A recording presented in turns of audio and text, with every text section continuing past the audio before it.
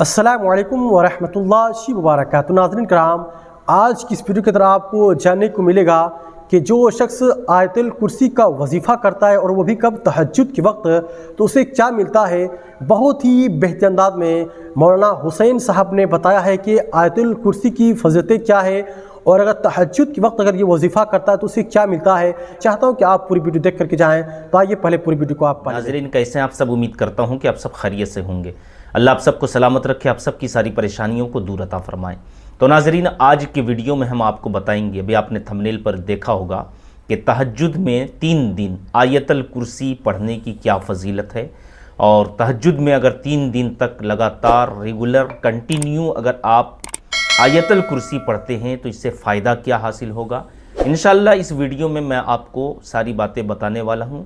آپ سے گزارش کرتا ہوں کہ ویڈیو کو اینڈ تک دیکھیے، ویڈیو اچھا لگے تو ویڈیو کو شیئر ضرور کریں۔ تو ناظرین آئیے میں آپ کو بتاتا ہوا چلوں، آیت الکرسی کی پہلے فضیلت سن لیجیے۔ آیت الکرسی جو شخص رات کو سونے سے پہلے پڑھ لیتا ہے، سب سے پہلے تو یہ سمجھیے کہ آیت الکرسی جو ہے نا، یہ عظیم آیت ہے، بڑی آیت ہے۔ جی ہاں ناظرین، ٹھیک ہے۔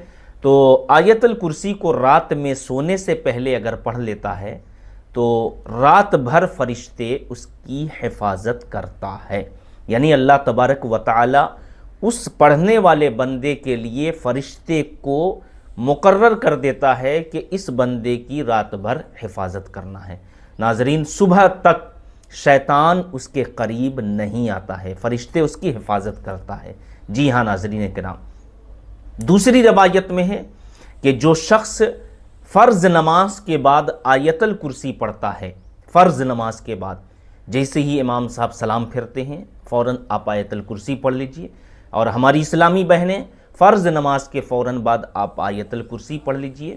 تو فرض نماز کے بعد آیت الکرسی پڑھنے سے یہ ہوتا ہے کہ صرف موت بیچ میں رکاوٹ آتی ہے، اسے جنت میں جانے سے کوئی روک نہیں سکتا ہے۔ موت یعنی موت آنے کے بعد اللہ تبارک و تعالی اس بندے کو جنت میں داخل فرمائے گا۔ جی ہاں ناظرین کرام، اگر آیت الکرسی کو جس مقصد کے لیے پڑھا جائے، اللہ تبارک و تعالی اس کے مقصد کو پورا فرماتا ہے۔ جی ہاں میرے بھائیوں، میری ماں بہنوں، اگر آپ نے آیت الکرسی کا ورد کیا، آیت الکرسی کا وظیفہ کیا، تو وظیفہ کرنے سے پہلے آپ کو کیا کرنا ہے، اپنے دل میں آپ نیت کر لیجئے گا کہ ہم اس مقصد کے لیے پڑھ رہے ہیں، اللہ پاک ہمارے مقصدوں کو پورا فرمائے۔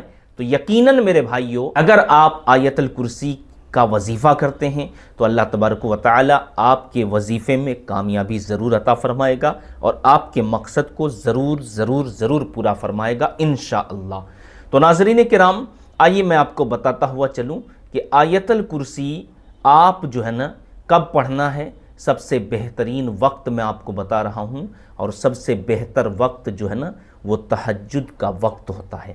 کچھ وقت ایسے ہیں کہ جس وقت اللہ تبارک و تعالی دعا کو قبول فرماتا ہے، اور ان وقتوں میں بہترین وقت جو ہے نا تہجد کا وقت ہے۔ آپ اگر تہجد کی نماز پڑھنے کے لیے اٹھتے ہیں تو میرے بھائیوں، آپ سب سے پہلے تہجد کی نماز ادا کیجئے، اور رات میں سونے سے پہلے اپنے دل میں یہ سوچ کر سوئیں کہ اللہ پاک ہم جو ہے نا تہجد کے وقت اٹھیں گے، تہجد کی نماز پڑھیں گے۔ نیت دل میں کر لیجئے، انشاءاللہ جب آپ نیت دل میں کر کے سوئیں گے تو تہجد کے وقت انشاءاللہ آپ ضرور اٹھ جائیں گے۔ اور جو میں یہ وظیفہ بتانے جا رہا ہوں آپ کو، یہ تہجد کے وقت کا وظیفہ ہے، اور جس مقصد کے لیے آپ پڑھیں گے آپ کا مقصد آپ کے دل میں ہونا چاہیے۔ تو 2 رکعت کم سے کم تہجد کی نماز ادا کر لیجئے۔ 2 رکعت تہجد کی نماز ادا کر لینے کے بعد جس طریقے سے آپ نماز ادا کرتے ہیں ویسے ہی آپ کو تہجد کی بھی نماز ادا کرنا ہے۔ اس میں کوئی الگ سے کوئی ملانا نہیں ہے۔ جیسے آپ فرض نماز پڑھتے ہیں، نفل نماز پڑھتے ہیں، سنت نماز پڑھتے ہیں، وہی طریقہ سیم تہجد کی نماز کا بھی طریقہ ہے۔ اس میں کوئی الگ سے نہیں ہے کہ آپ کو جو ہے نا 2 سجدے کے بجائے 4 سجدہ کرنا ہے، ایسا نہیں ہے، ٹھیک ہے۔ آپ کو جو سورت مبارکہ یاد ہے اچھی طریقے سے آپ اسی صورت کو پڑھیں، ٹھیک ہے۔ اگر آپ کو سورہ اخلاص ہی یاد ہے تو آپ دونوں رکعت میں سورہ اخلاص پڑھیں۔ اگر آپ کو 4 صورت یاد ہے تو آپ جو ہے نا 2 رکعت کر کے تو آپ کو نماز پڑھنا ہے، آپ کو تہجد کی، ٹھیک ہے۔ اور 4 رکعت والی نماز میں آپ کو 4 رکعت میں صورت ملانا ہے، لیکن آپ کو جو تہجد کی نماز ادا کرنا ہے یہ 2 کر کے آپ کو پڑھنا ہے۔ تو 2 رکعت میں جو اچھی صورت یاد ہے، آپ کو اچھی طریقے سے یاد ہے، صحیح تلفظ کے ساتھ یاد ہے، آپ وہی صورت مبارکہ ملائیں۔ تو ناظرین، وضو بنانے کے بعد تہجد کی نماز ادا کریں، اور کم سے کم تہجد کی 2 رکعت نماز ہے، زیادہ سے زیادہ پڑھنا چاہتے ہیں تو 12 رکعت تک تہجد کی نماز ادا کر سکتے ہیں۔ ہمارے نبی کریم صلی اللہ علیہ وآلہ وسلم سے 8 رکعت بھی ثابت ہے، ایک روایت میں 8 رکعت سے ثابت ہے۔ تو ناظرین کرام، آپ کے پاس وقت ہے، ٹائم ہے، تو سکون کے ساتھ 8 رکعت پڑھیے، 6 رکعت پڑھیے، 4 رکعت پڑھیے، کم سے کم 2 رکعت ضرور پڑھ لیجئے۔ پھر اس کے بعد میں جو ہے نا، جب آپ تہجد کی نماز سے فارغ ہو جائیں نا، تو تہجد کی نماز سے فارغ ہونے کے بعد جو ہے نا، آپ کسی سے بغیر بات چیت کیے ہوئے، یعنی آپ کو کسی سے بات چیت نہیں کرنا ہے۔ اور لازمی بات ہے کہ جب آپ تہجد کے وقت اٹھیں گے تو اس وقت کوئی نہیں اٹھتا ہے، آپ کے گھر میں خود آپ اکیلے اٹھ کر تہجد کی نماز پڑھ رہے ہیں۔ اگر آپ کی بیوی اٹھ بھی گئی ہے تو بیوی سے بھی اس وقت بات نہیں کرنا ہے۔ تہجد کی نماز پڑھ لینے کے بعد سکون سے آپ کو کیا کرنا ہے؟ آپ کو وظیفہ کرنا ہے۔ جو وظیفہ میں آپ کو بتانے جا رہا ہوں، غور سے سن لیجئے، اور مقصد اپنے دل میں میرے بھائیوں ضرور رکھیں۔ جس بہن کی شادی نہیں ہو رہی ہے، بہت ساری ایسی بہنیں بیٹھی ہوئی ہیں شادی کے انتظار میں، ان کے ماں باپ پریشان ہو چکے ہیں اور شادی کا رشتہ اچھا نہیں مل رہا ہے، مقصد کو دل میں رکھ کر آپ یہ وظیفہ کریں۔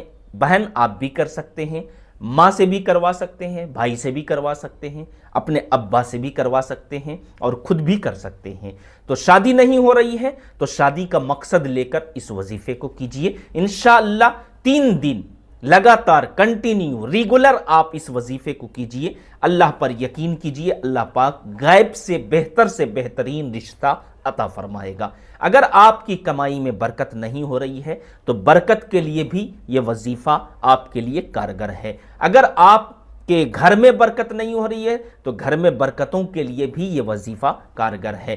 آپ کا گھر میں سکون نہیں ہے، آپ گھر میں جاتے ہیں سکون نہیں ملتا ہے، آپ یہ وظیفہ کیجئے، انشاءاللہ آپ کو سکون بھی ملے گا، آپ کا دل بھی سکون سے رہے گا۔ اور یعنی مطلب یہ ہے کہ اے سے لے کر زیڈ تک جس مقصد کے لیے آپ اس وظیفے کو کریں گے، اللہ پاک آپ کے مقصد کو ضرور پورا فرمائے گا۔ تو تہجد کی نماز ادا کر لینے کے بعد اسی جگہ پر بیٹھے بیٹھے آپ کو سب سے پہلے درود پاک پڑھنا ہے۔ درود پاک جو درود ابراہیم جو نماز میں پڑھا جاتا ہے، درود ابراہیم، اللہم صلی علی محمد وعلی آل محمد کما صلیت علی ابراہیم وعلی آل ابراہیم انک حمید مجید، اللہم بارک علی محمد وعلی آل محمد کما بارکت علی ابراہیم وعلی آل ابراہیم انک حمید مجید۔ تو اس طریقے سے آپ درود ابراہیم پڑھ لیں گے۔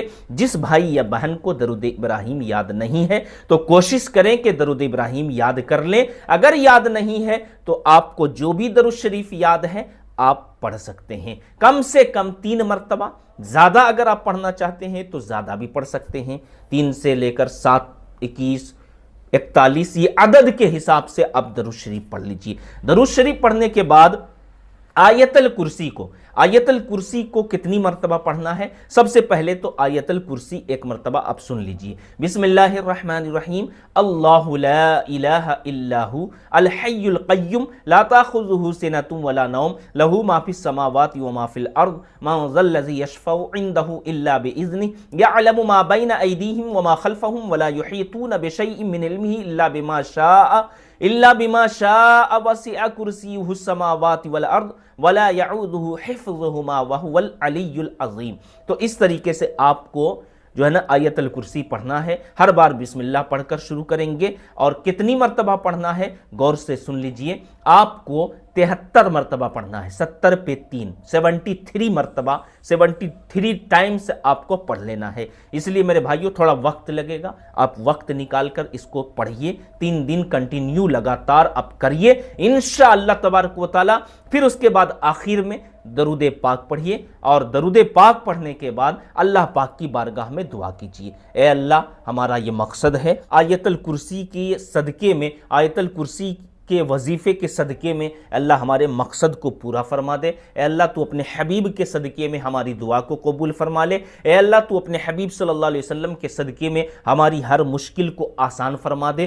اس طریقے سے آپ دعا کریں، رو رو کر گڑ گڑا کر جب آپ اللہ سے مانگیں گے نا، تو میرے نبی کریم صلی اللہ علیہ وآلہ وسلم ارشاد فرماتے ہیں کہ تہجد کے وقت جو دعا کی جاتی ہے اللہ پاک اس دعا کو رد نہیں بلکہ قبول فرماتا ہے۔ ناظرین حقیقت بتا رہا ہوں، یہ میرے نبی کریم صلی اللہ علیہ وسلم کی حدیث ہے، تو آپ یقین کے ساتھ وظیفہ کر کے، اللہ کا ذکر کر کے، اللہ کو یاد کر کے جب آپ اللہ پاک سے مانگیں گے تو اللہ پاک آپ کو ضرور عطا فرمائے گا۔ تو امید ہے کہ میری بات آپ کو سمجھ میں آ گئی ہوگی۔ گزارش کرتا ہوں کہ اس ویڈیو کو صدقہ جاریہ سمجھ کر لوگوں تک شیئر کریں، اور چینل میں پہلی بار آئے ہیں تو چینل کو ضرور سبسکرائب کریں۔ تو ناظرین کرام، آپ نے پوری ویڈیو دیکھ لی اور سمجھ میں گئے کہ آیت الکرسی کا وظیفہ ہم کو کس طریقے سے کرنی ہے، آپ نے پوری ویڈیو کے اندر آپ نے جان لیے۔ تو ناظرین ویڈیو دیکھ کر کے آپ کو کیسا لگا، اپنی رائے کو کمنٹ میں ضرور بتائیں، اور ویڈیو کو صدقہ جاریہ کے دوستوں میں ضرور شیئر کریں۔ السلام علیکم ورحمۃ اللہ وبرکاتہ۔